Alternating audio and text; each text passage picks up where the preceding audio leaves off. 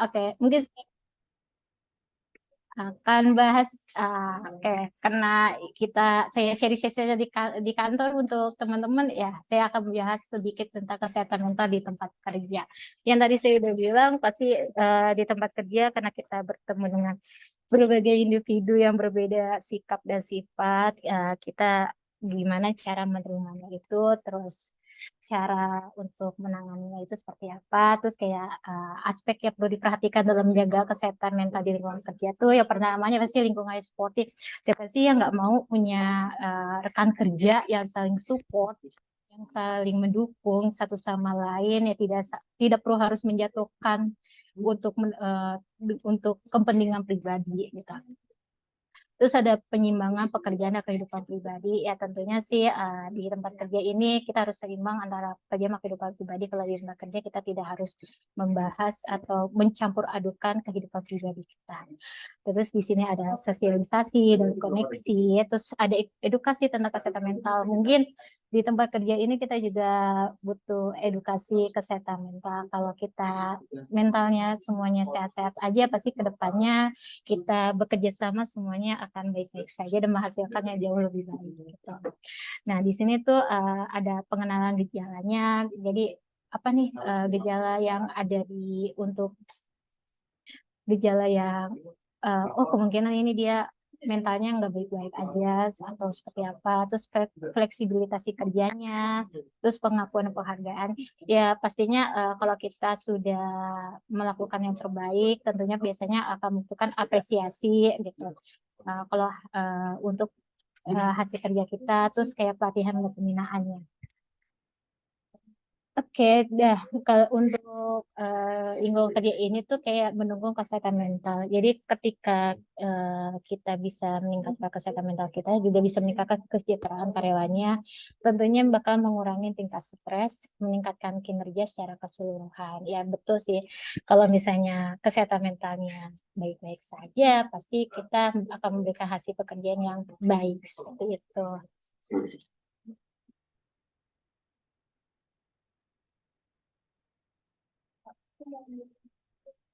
Oke, di sini saya for your information aja.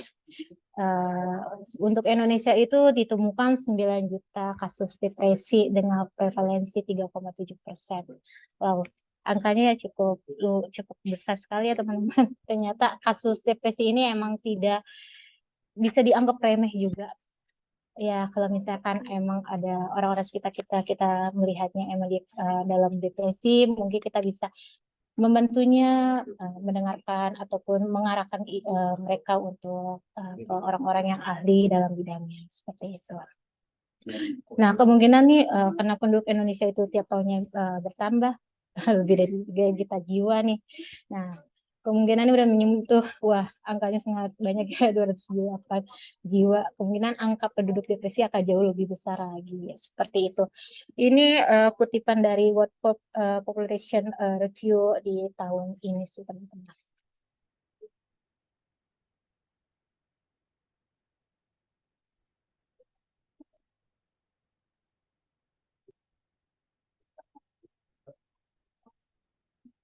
Oke, ini eh, gambaran gambaran yang masalah kesehatan jiwa di Indonesia. Bisa dilihat ada gambaran masalah dan gangguan jiwa orang yang usianya 5 tahun ke atas mengalami gangguan mental secara emosional 9,8%. Wah, angkanya sangat besar ya. Terus ada juga ya preferensi depresinya itu 6,1%. Terus di sini juga ada penjelasan mengenai gambaran kekerasan dan perundungan pada anak serta gangguan jiwa pada remaja. Ya, betul sekali. Laporan kasus bunuh diri. Wah, kasus bunuh diri ini emang semakin hari semakin meningkat sih teman-teman. Kalau saya lihat ya di media sosial, kayaknya hampir tiap hari itu pasti ada aja tuh kasus-kasus bunuh diri. Terakhir saya lihat kasus pria bunuh diri dari tower tuh dikarenakan dia nggak punya, dia belum bekerja, mungkin dia depresi sehingga dia bunuh diri. Aduh, nggak punya kerjaan ada kerjaan pusing karena ada dituntut deadline, tapi nggak ada kerjaan juga depresi juga, aduh serba salah juga ya. Mau kerja salah nggak kerja makin salah seperti itu. Terakhir juga saya pernah lihat nih, untuk gadis beliau juga pernah saya lihat itu dikarenakan putus cinta. Ya, putus cinta bunuh diri. Aduh, putus cinta bunuh diri. Padahal masih banyak pria di luar sana. Kenapa harus bunuh diri gitu? Entah prianya emang sangat-sangat luar biasa apa spesial untuknya. Saya lihat dia mahasiswa kesehatan bunuh diri di kamar gantung diri. Itu baru aja kasusnya karena putus cinta. Akhir-akhir juga saya pernah lihat juga banyak kasus bunuh diri itu tuh karena dilantar belakangin oleh percintaan. Ya, semoga teman-teman nih yang masih yang masih belum pada single, yang masih baru punya pacar, ya jangan terlalu gimana-gimana sih teman-teman, ya biasa-biasa aja gitu loh kalau cinta sama orang. Jangan sampai depresi gitu kalau putus. Terus ada juga bunuh diri nih disebabkan oleh keluarga. Iya, ada juga dari keluarga tuntutan biasanya tuh. Ekspektasi ke orang tua kepada anaknya yang luar biasa. Uh, Terkadang anaknya mungkin terbebanin gitu. Itulah komunikasi sih yang harus dijalankan antara orang tua dengan anak. Terkadang orang tua berekspektasi terlalu tinggi kepada anaknya gitu. Tapi anaknya mungkin terbebanin atas ekspektasi orang tuanya ke anaknya. Mungkin bisa dibicarakan, karena pasti orang tua itu ingin yang terbaik untuk anak-anaknya. Tapi ya terkadang anak-anak punya jalan pilihannya sendiri seperti itu. Terakhir waktu itu saya pernah lihat kasus seorang gadis juga bunuh diri, dia bikin surat gitu. Dalam suratnya itu dia bilang kalau dia tidak sekuat ibunya. Ya, itulah emang mental luar biasa sih sekarang, depresi banyak banget, kasus bunuh diri sangat-sangat meningkat. Semoga kita selalu diberikan kesehatan, selalu diberikan kebahagiaan, iman kita semakin tingkat gitu, semakin dekat kepada Maha Kuasa gitu, biar terhindar dari hal-hal yang seperti ini gitu. Nah, di sini juga ada peningkatan terhadap nafza, pastinya penyalahan guna narkoba. Ya, penyalahan narkoba untuk anak-anak yang masih pada remaja nih, banyak juga nih penyalahan narkoba. Semoga yang mungkin yang udah memiliki anak-anak yang udah mulai-mulai pada remaja, mungkin bisa dilihat juga pergaulannya. Ya, terkadang kita di rumah dilihatnya pergaulannya baik-baik aja, di luar ternyata pergaulannya, mulus dada pergaulan anak zaman sekarang gitu. Oke, mungkin saya next aja.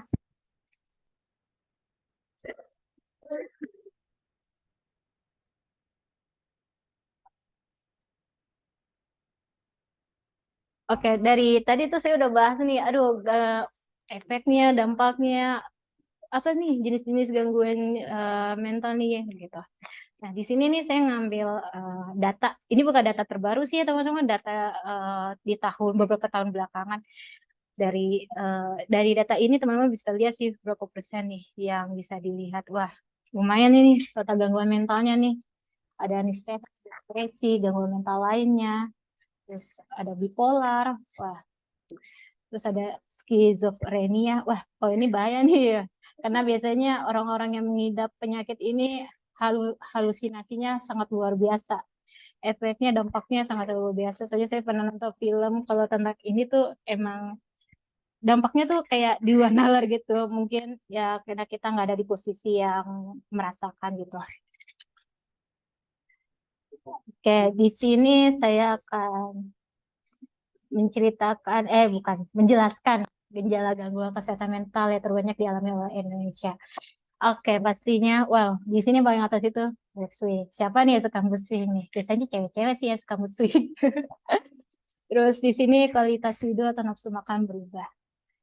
Hmm, iya sih. Biasanya kalau gangguan mentalnya terganggu, biasanya makanya apa kualitasnya tidurnya jadi insom lah. Apa emang udah insom ya? Terus nafsu makannya berubah ya, dulu ya biasanya makan banyak jadi dikit, nggak apa-apa sih, hemat beras juga ya. Terus ada kelelahan yang parah. Nah, di sini juga Jangan terlalu wah kerja kerja kerja kerja tapi istirahat enggak. Coba diperhatikan juga nih teman-teman, istirahat. Kerja boleh, tapi jangan terlalu wah kerja mulu gitu. Istirahat, badan butuh istirahat teman-teman gitu. Terus di sini ada ketakutan atau kecemasan berlebihan. Siapa nih yang ketakutan atau kecemasan berlebihan? Kalau saya mah ketakutan atau kecemasan ketika deadline-nya dari PO sih.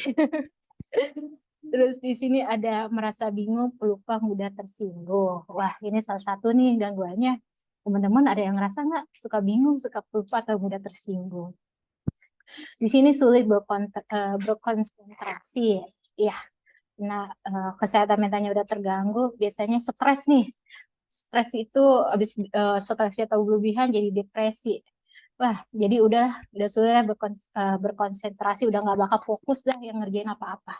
Terus di sini ada menarik diri dari interaksi sosial. Iya, biasanya nih kalau orang-orang yang kena gangguan mental nih, ya awalnya ceria, awalnya, wah kalau ngeliat dia tuh kayaknya, wah udah ceria, ketawa mulu, tiba-tiba jadi murung, tiba-tiba jadi diam, entah dia emang lagi ada masalah secara masalah apa, itu biasanya mereka menarik diri interaksi sosial. Biasanya mereka menjadi lebih pendiam.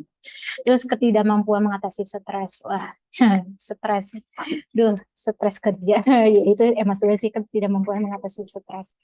Nah, di sini juga ada rasa sakit yang tidak dapat dijelaskan. Aduh, rasa sakit tidak dapat dijelaskan. Apa ya? Ya, mungkin teman-teman yang tahu ada rasa sakit yang tidak bisa dijelaskan, bukan rasa sakit hati ya. Terus di sini ada marah berlebihan dan cenderung melakukan kekerasan. Wah, udah marah, terus ngakuin kekerasan. Aduh, nggak banget kan ya teman-teman ya. Udah kalian marah-marah, terus kalian malah main fisik kepada orang lain. Aduh, dihindarin ya teman-teman ya. Oke.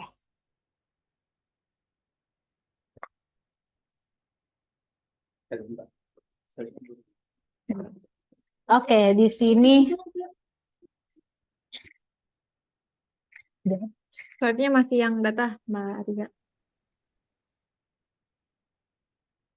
Oh iya, belum ganti ya Mbak? Iya, masih laporan kasus bunuh diri. Oh, sorry. Ini udah belum Mbak? Sudah. Oke.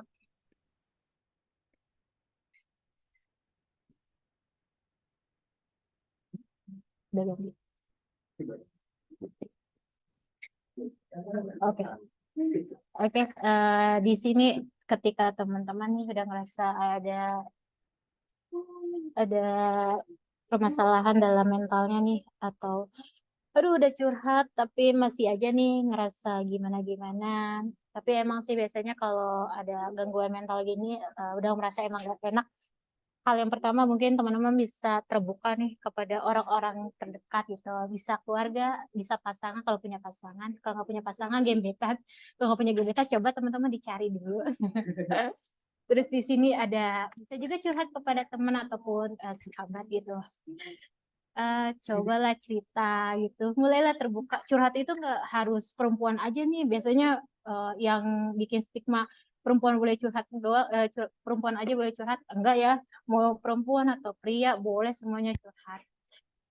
Biasanya pria-pria nih yang pada gengsi curhat nih, merasa wah kuat, bisa mengatasi sendiri gitu, mengatasinya permasalahan sendiri gitu, takut dianggap cengeng atau dianggap wah masa bisa. Enggak ya teman-teman, mau cowok mau cewek, kalau emang ada permasalahan coba dicurhatkan kepada orang-orang terdekat, orang-orang terkasih gitu ya teman-teman. Nah, di sini kalau misalkan emang udah lumayan parah nih, bisa nih teman-teman ke psikiater atau psikolog. Aduh, bedanya apa nih psikiater atau psikolog nih? Aduh, psikolog itu secara pendidikan psikolog itu lulusan dari sarjana psikologi. Biasanya dia itu menangani itu secara emosional, secara pribadinya, terus bukan secara biologis ataupun diobatkan secara obat-obatan. Nah, kalau psikiater ini itu latar belakangnya itu seorang dokter. Iya, dia dokter spesialis dalam kesehatan jiwa. Nah, psikiater inilah yang punya punya akses bukan akses memberikan untuk kepada orang-orang yang emang membutuhkan pertolongan secara medis gitu. Nah, biasanya di psikiater ini selain terapi, dia akan mendapatkan obat-obatan. Nah, di sini tuh teman-teman juga bisa sih untuk diagnosa sendiri. Ya, udah tau lah, sekarang Google bisa lah kita searching apapun gitu. Tapi jangan terlalu diagnosa diri sendiri sih. Kita juga butuh kalau emang mendiagnosa ini tuh butuh orang-orang yang profesional gitu. Kalian bisa ke psikolog ataupun langsung ke psikiater. Nah, biasanya mereka ini akan melakukan diagnosa berdasarkan untuk mengumpulkan data-datanya ini berdasarkan ngobrol atau wawancara. Iya, ngobrol wawancara kepada yang bersangkutan. Terus biasanya mengisi kuesioner gitu. Terus ada tes psikologi. Biasanya bertanya juga nih kepada orang terdekat. Biasanya kalau ke psikiater psikolog ini orang yang bersangkutan ini biasanya ditemenin sih sama orang tua ataupun sama pasangan suami atau istrinya gitu. Nah, kalau untuk harganya sendiri nih ke psikiater atau psikolog nih, kalau saya searching-searching ya, saya lihat-lihat setiap rumah sakit beda-beda sih emang. Biasanya startnya itu dari 100.000 sampai ya kalau makin ada nama makin mahal pastinya ya kalau ini berobat. Biasanya kalau untuk ke psikiater psikolog ini tuh per sesi. Nah, per sesinya itu biasanya 45 menit, ada yang 60 menit, ada juga yang 90 menit. Tergantung juga sih teman-teman, itu balik lagi ke kebijakan rumah sakitnya gitu. Mungkin ada yang minat katanya ada mau ingin ke psikiater atau psikolog. Biasanya orang-orang yang udah ngerasa ih mentalnya udah nggak baik-baik aja.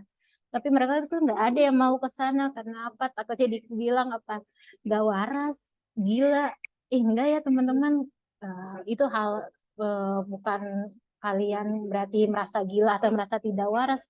Karena kalian merasa emang keadaan kalian emang tidak baik-baik aja gitu. Makanya kalian ke orang-orang profesional gitu. Niatkan dulu kalian datang karena kalian ingin berobat. Hilangkan stigma orang akan beranggapan kalian gila ataupun sakit jiwa itu ya. Oke.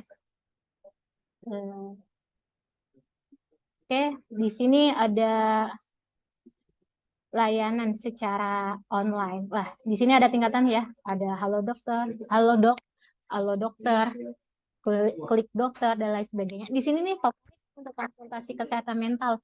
Biasanya tarifnya itu dari 30 sampai 50 ribuan per sesi. Biasanya sesinya itu 30 menit untuk konsultasi, belum termasuk obat. Kalau misalnya teman-teman emang belum merasa terlalu ingin berkonsultasi ke secara langsung, mungkin teman-teman bisa konsultasi secara online dulu gitu. Mungkin ada yang minat ingin konsultasi secara online dulu. Oke, saya lanjut.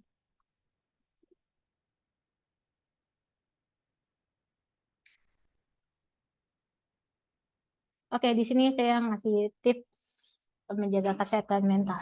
Pasti. Yang pertama istirahat cukup. Ya, benar banget istirahatnya cukup. Jangan begadang mulu teman-teman.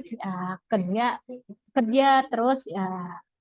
Karena tubuh kalian butuh istirahat juga.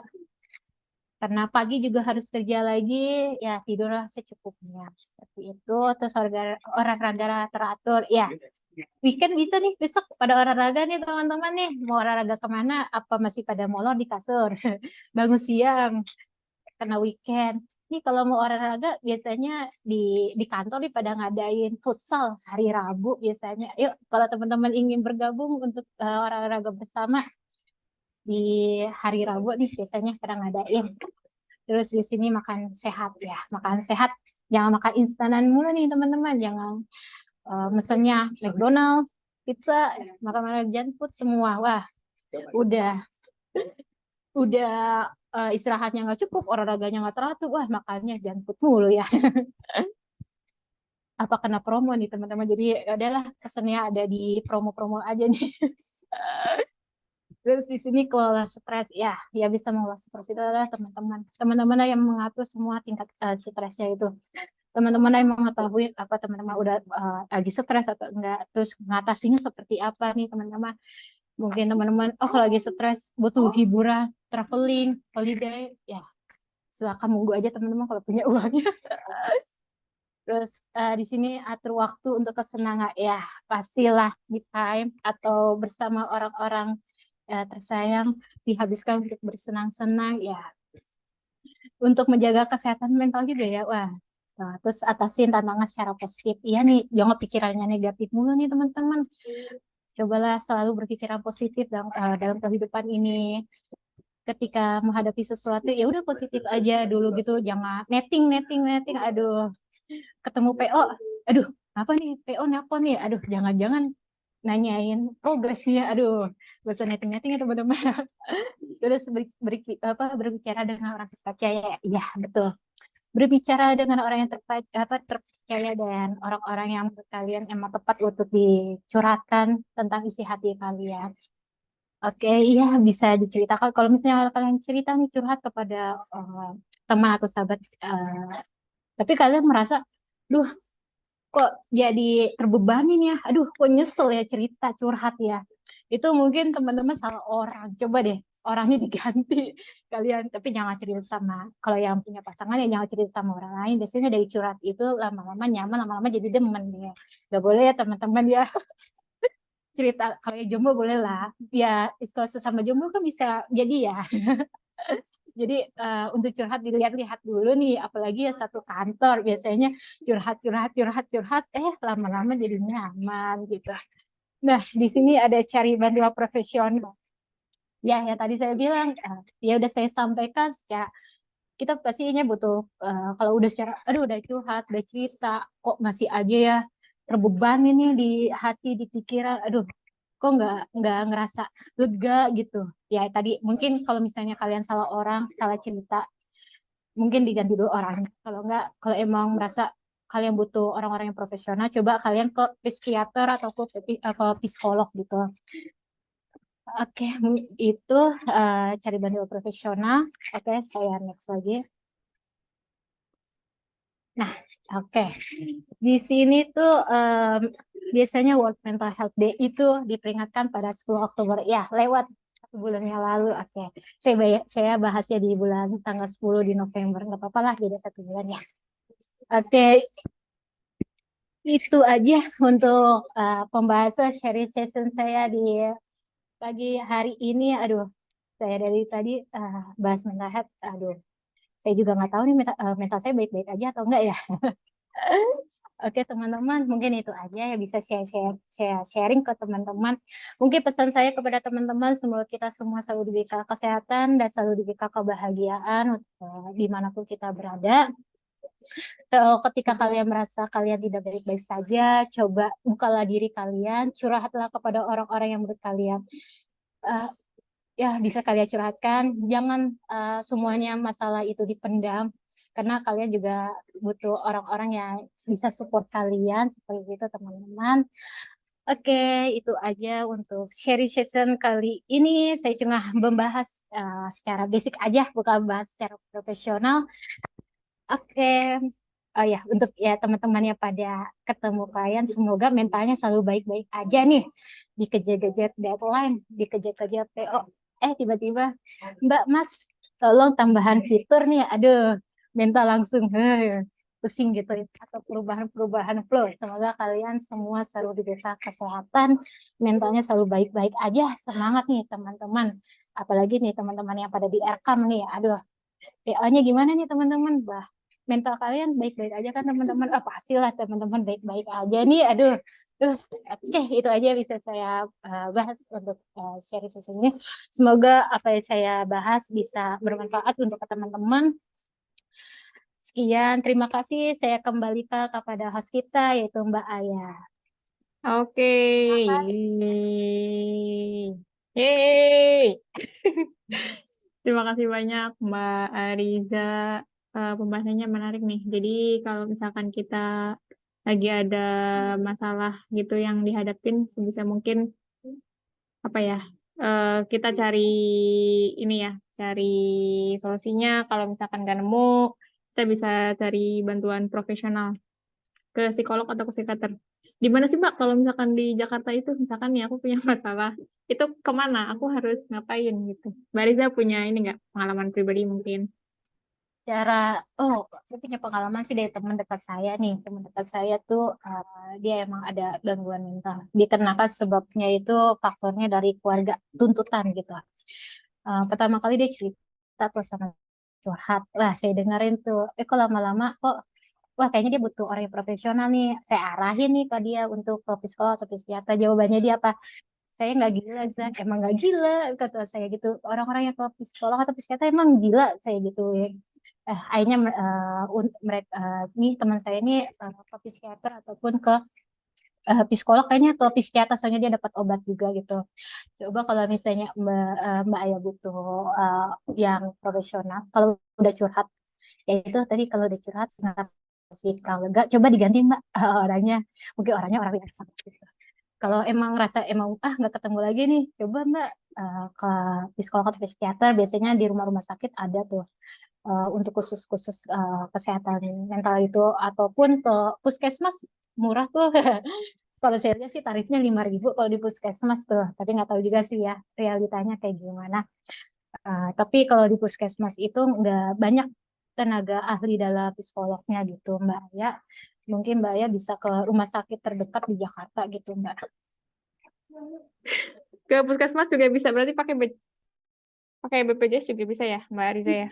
Bisa Mbak, kalau saya lihat bisa Mbak. Ayo Mbak dimanfaatkan BPJS-nya. Lumayan ya dapat BPJS dari kantor ya. Iya betul Mbak, tuh dimanfaatin Mbak. Emang Mbak ya kenapa nih Mbak? Ngerasa nggak kurang baik-baik aja nih Mbak ya nih. Iya, kurang baik-baik aja isi dompetnya tapi Mbak. Aduh, berarti itu harus lebih giat lagi Mbak. Aduh, lebih ya.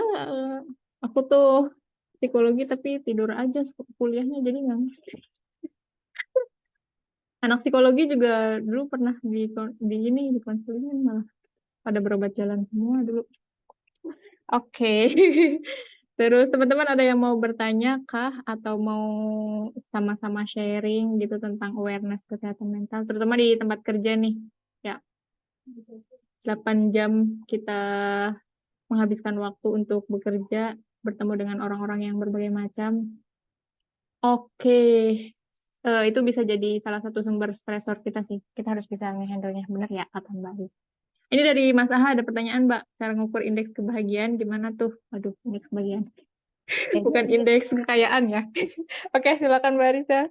Oke Mbak, indeks kebahagiaan. Aduh, kebahagiaan orang itu beda-beda Mas.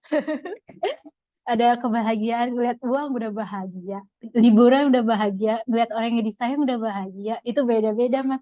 Mas Aha bahagianya ketika apa nih gitu, atau ketemu orang tua udah bahagia gitu. Tergantung Mas, kalau kebahagiaan nggak bisa diukur sih Mas. Kebahagiaan orang itu berbeda-beda gitu Mas Aha.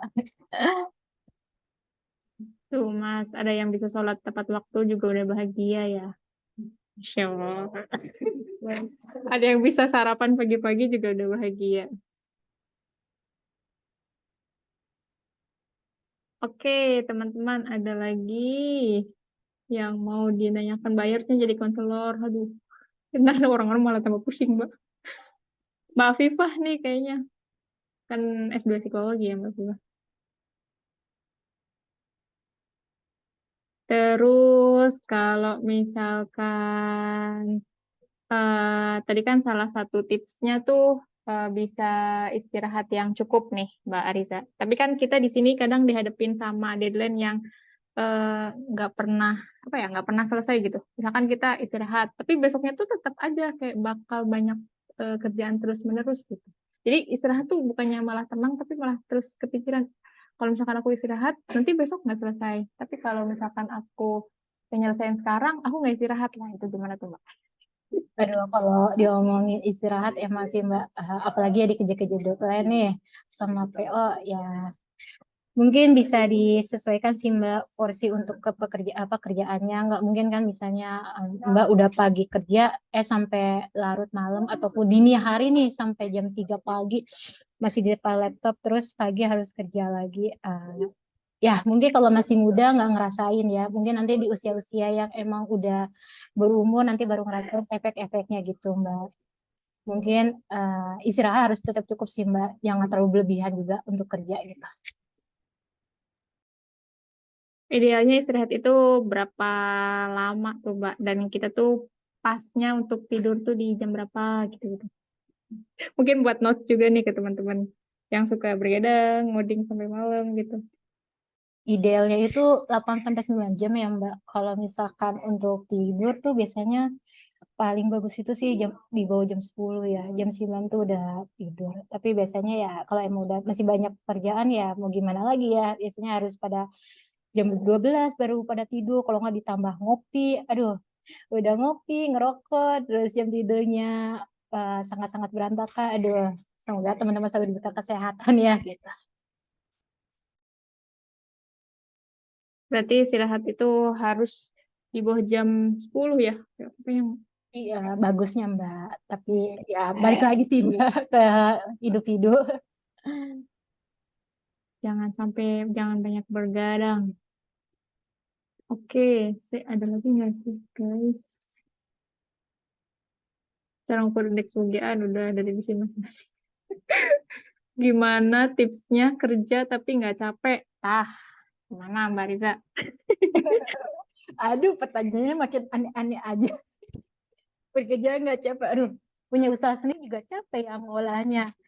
Kok lebih capek lagi nggak punya kerjaan juga ya. Aduh, itu nggak ada jawaban Mbak. Mungkin kalau misalnya 7 keturunan orang kaya mungkin ya bisa berleha-leha, soalnya uangnya nggak habis-habis.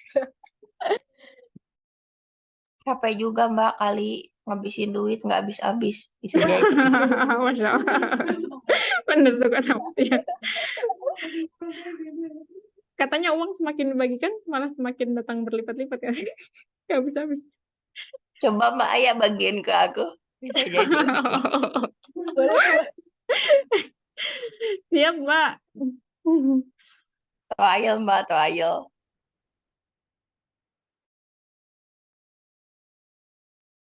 Uang koin tapi Mbak Tia. Kita kerja capek, nggak kerja makin capek. Nggak punya kerjaan capek, punya kerjaan capek. Nggak ada yang nggak capek ya. Oke, ada lagi kah? Semoga Mas Aha didekatkan jodohnya. Amin. Amin. Amin Mbak Ayah, amin. Terus, Salah. mana lagi nih? Lihat lagi. Mas Ferry mau nanya, Mas Ferry. Oh, rame tuh di belakang. Mas Ferry, Enggak mbak, nggak ada mbak. Apa Mas Ferry mau nambah isu lagi Mas? Nanya si Trendy katanya Mbak. Waduh, itu di belakang aja Mas. oke. Terus kerja Teman-teman capek. aku mau nambahin. Nggak Iya, Mbak nambahin Dian, sih. silakan. Kalau kata secara Tibun Nabawi ya, istirahat itu sebetulnya bukan harus 8 jam. Itu mah menurut ilmu kesehatan kedokteran modern, ya. Tapi sebetulnya bukan itu kalau kata di Tibun Nabawi ya. Berbeda. Jadi kalau bagus itu tidur itu sehabis Isya. Maksimal banget. Maksimal itu jam 10 tuh kita sudah tidur lelap gitu kan. Nah, katakanlah dari jam 10, 11, 12, jam 1, jam 2. Jam 2 itu kan cuma 4 jam. Itu adalah waktu sebetulnya yang terbaik untuk kita tuh bangun. Jadi nggak usah sampai 8 jam, 4 jam cukup. Asal yang penting itu dari jam 10 sampai jam 2 malam kita dalam keadaan tidur lelap. Kenapa? Karena sistem organ tubuh kita tuh sedang bekerja di jam-jam seperti itu.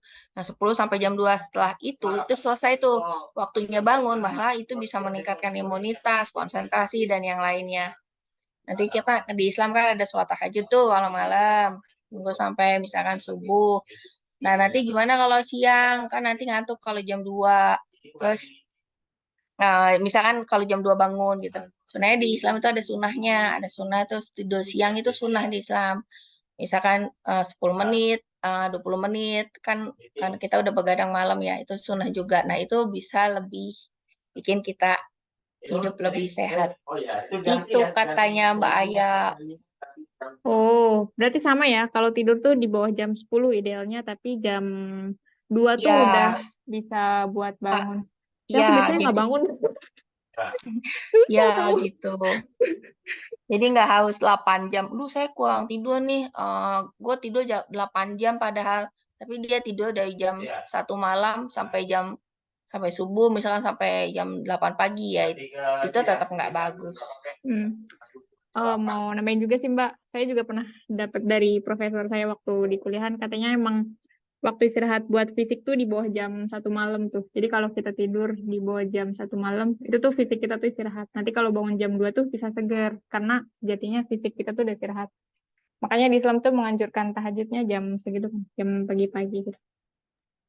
Betul. Ini kayaknya Ternyata, salah juga. iya benar. Ternyata organ-organ tubuh kita tuh guys emang bekerja tuh dari jam 10 sampai jam ya itu. Jadi kalau kenapa makan malam tuh nggak boleh kalau malam-malam ternyata karena organ kita lagi kerja katanya. Apakah Cynthia tidur di bawah jam 10? Oh, tentu tidak. Oh, sama, saya juga tidak. Apakah bangun jam 2? Oh, tidak. Meskipun sudah tahu teorinya sejak kuliah. Aduh, tapi susah ya. Oke, lah fase-fase tidur juga ada kapan-kapan ya sharing. Ada Mbak Fifah ditunggu. Yang bakat minat juga belum Mbak Fifah.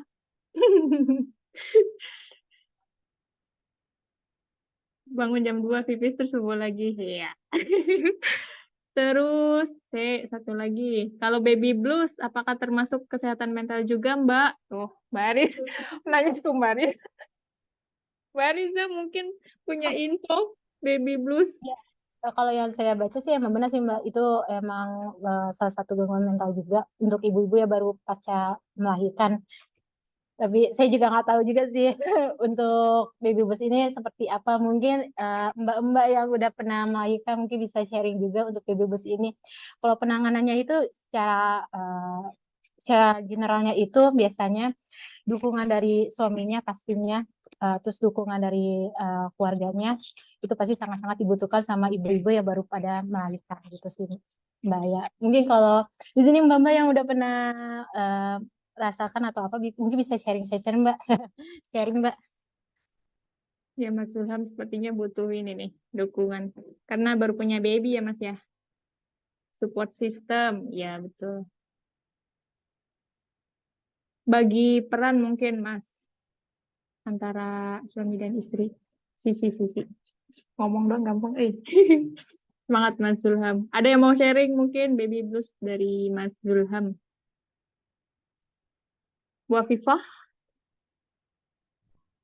Halo, gimana Mbak? Iya. Mau komentar Mbak tentang baby blues? Aduh, gimana ya? Alhamdulillah sih nggak ngalamin gitu ya. Cuman ya ada teman-teman yang ngalamin dan saudara juga ngalamin gitu. Ya lebih ke sebenarnya ya itu tadi yang tak ketik ya, lebih ke persiapan gitu, menyadari bahwa oh ini loh aku nanti akan jadi ibu gitu, aku jadi ayah gitu. Lebih paham nanti kelak tanggung jawabnya gitu. Biasanya itu tuh yang baby blues itu ya pertama memang karena dia nggak siap gitu ya, nggak siap atau nggak ada hal-hal yang dia belum lepas gitu. Misalkan dia mudanya ya ada kebiasaan apa yang dia itu sulit ditinggal gitu, lebih ke sulit ditinggal, terus terkait ilmu, terkait pemahaman, persiapan dan ya itu tadi selama fase kehamilan istri misalkan ibu ya itu juga ya tapi jangan belajar terlalu overthinking gitu ya yang akhirnya malah bikin jadi baby blues sendiri sih enggak sih, lebih ke ya udah dijalani kita sebagai ibu kodratnya gitu ya, secara ilmu parentingnya termasuk termasuk perbaikan diri kita gitu. Kita jadi ibu tuh nggak cuma siap mental doang ya gitu, tapi juga ilmunya gitu, lebih ke memperbaiki diri gitu. Apa kita udah jadi pribadi yang baik nih gitu, karena kalau udah jadi orang tua ya pasti anak akan nyontoh ya. Terus kemudian dari sisi suaminya gitu ya. Nah, termasuk skill-skill ya nggak apa-apa sih kalau misalkan dia anak pertama gitu biasanya kan ada orang tua yang nanti membantu di 1-2 bulan pertama untuk ngerawat gitu. Gitu-gitu sih sebenarnya ya. Ya nanti apa namanya sih Mbak gitu Jadi lebih ke, jadi ilmunya nanti ilmu parenting ya jatuhnya gitu, ke persiapan di nol gitu. Bukan di nol sih, di masa kehamilan tuh udah bagian dari ilmu parenting gitu. Jadi Iya. manfaatin sih ketika hamil itu kita banyak, ya kalau yang muslim ya mungkin banyak ibadahnya gitu, lebih dekat lagi, lebih banyak baca Quran, lebih banyak baca buku, lebih memperbaiki diri lah. Udahlah yang dulu-dulu kita masa muda misalkan kita pernah khilaf gitu, ya udah kita tinggalin gitu, milih teman-teman yang lingkungan yang memang baik ya gitu, karena tujuan kita apa punya anak kan generasi yang lebih baik gitu ya. Berarti Lebih mempersiapkan diri ya, Mbak ya, dari kita sekarang. mempersiapkan Banyak diri dan banget nih Mbak PR-nya, aduh, mau jadi ibu. banyak makanya mau masih bisa ngulang sih, ya udahlah ya Allah beri kesempatan lagi gitu, punya ini lagi gitu sih sebenarnya. Kalau makin kesini makin belajar tuh sebenarnya gitu. Dan nanti kalau ngomongin baby blues sih masih awal ya, mungkin dia masih kaget aja gitu ngelihat anak yang bayi nangis gitu, malah justru kita semakin nggak tenang, bayi akan semakin jauh, semakin nangis gitu, semakin rewel gitu. Jadi ketenangan batin ibu sih. Nah, dan itu kan sudah terlihat ya, tipikal dari istri atau kita itu orang yang gampang cemas gitu atau seperti apa tuh kan terlihat ya gitu, karakter dari masing-masing kitanya gitu. Itu juga bisa sih di apa ya, dipersiapkan gitu, dianulir ya di awal. Oh kita tuh tipe yang gini, ya udahlah, ayo terapinya apa gitu. Disiapkan sih bisa gitu. Ketika kita sudah jadi ibu, jadi kita lebih siap. Nanti terus lagi sebenarnya kalau anak itu makin, kalau masih bayi itu cuman masanya cuman dia nangis, nenen, kalau nggak pup, lapar gitu doang ya. Gitu Nanti sih. kalau toddler banyak lagi ya Mbak Ya, masalah. Beda itu lagi. malah sedih lagi. Aduh, itu Saya gak. lihat di TikTok itu toddler apalah Ya. ngacak-ngacak rumah. Tapi Astagfirullah. ya itu sih jangan terlalu juga yang teoritis gitu sebenarnya. Meskipun ada teorinya ya, tapi ya kita tetap ada hal-hal yang ini pakem gitu. Ada yang ya tergantung kondisi. Balik lagi sih ke ajaran masing-masing gitu. Pasti nanti ada lah. Gitu. Karena Al-Quran tuh Masya Allah udah ngajarin kita banyak. Kalau kita belajar ya. Masya Allah. Banyak cari kajian ilmu. Gitu sih ya. Jangan Itu pernah mas berhenti nanti aja lah. belajar berarti Mbak. Aku ada janji ya Mas Ilham ya. Maaf ya, ntar tak kirim lupa terus. Udah tak Tuh siapin. Mas Sulham. Saya kira Mas Sulham udah Ini punya harus baby, dibaca. ternyata Harus belum ya. dibaca. Bangun jam Persiapan 2. berarti nih Mas Sulham, mantap kan menjadi seorang ayah. Oke, sih tadi teh Mbak. Enggak lah Mas. Ya jangan berpikir baby blues terlalu ini dulu sih gitu. Kalau justru aku dulu malah nggak ngerti baby blues itu apa gitu ya. Awal-awal ya. Pasrah aja sih, lebih ke gitu suami istri ya.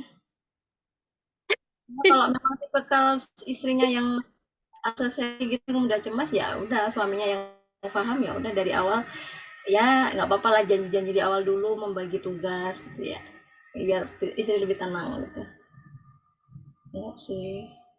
Oke, berarti dari segi seorang istri, ya, ibu ya, calon ibu harus mempersiapkan diri, ya, ya Mbak. Terus dari lingkungan Ini support ya di suami, support, dari dia jangan juga. malah menyalahkan, kamu tuh gimana jadi ibu, gitu ya Mbak. Nanti malah jadi stres. Aduh, Iya iya iya. can imagine. Oke, nah, eh baby blues dikasih baby yellow, jadi baby green ya Mbak. Oleh Mas Adi, siap. Masuk Mas Adi, masuk, masuk, masuk. Oke, terima kasih Bu Afifah atas insight-nya. Nanti mungkin bisa lanjut lagi nih Mas Zulham konsultasi sama Bu Afifah. Oke, mungkin udah 9:44 juga teman-teman. Kita akhiri sampai di sini ya sharing session-nya. Dari Mbak Ariza mungkin ada closing statement dulu nih. Pesan-pesan buat teman-teman. Tadi pesannya udah Mbak, pas penutupan Oke tadi. ya. Mungkin di reset lagi nih. Three main point. Apa Mbak? Ya semoga dari sharing ini kita selalu diberikan kesehatan, selalu diberikan kebahagiaan, ketika emang ada permasalahan yang emang merasa sudah sangat terbebani di diri kita, mungkin kita bisa berbagi kepada orang-orang terdekat ataupun bisa ke orang yang profesional gitu. Oke, sekian dari seri session saya. Saya tutup. Terima kasih ke semuanya yang udah ikut join ke Zoom ini. Terima kasih. Wassalamualaikum warahmatullahi wabarakatuh. Waalaikumsalam warahmatullahi wabarakatuh. Yeay, keep applause buat Mbak Riza. Yeay. Oke, teman-teman, untuk sharing session sudah selesai ya. Akhirnya Mbak Riza bisa bernapas panjang. Habis aja Mbak Iya, habis ini Mbak Iya. Berikutnya, Mbak Tia mungkin mau diputar atau ada sesi Afifah?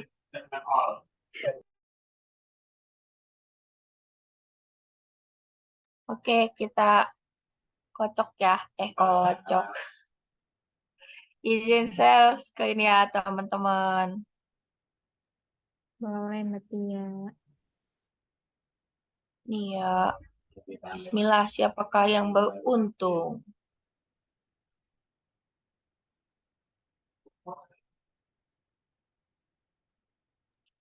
Yeay, Mas Obi, Ilham. Congratulations. Sama lagi nih. Kayaknya Mas Obi. Mas Obi udah bikin kok Mbak Aya. Udah Wis. lama bikin itu persiapan untuk sharing session. Ntar dia curhat sekalian, Mbak. 6 hari di hotel sama Mas Henry sama Mas Pram. Mulutnya. Lanjut sesi ini.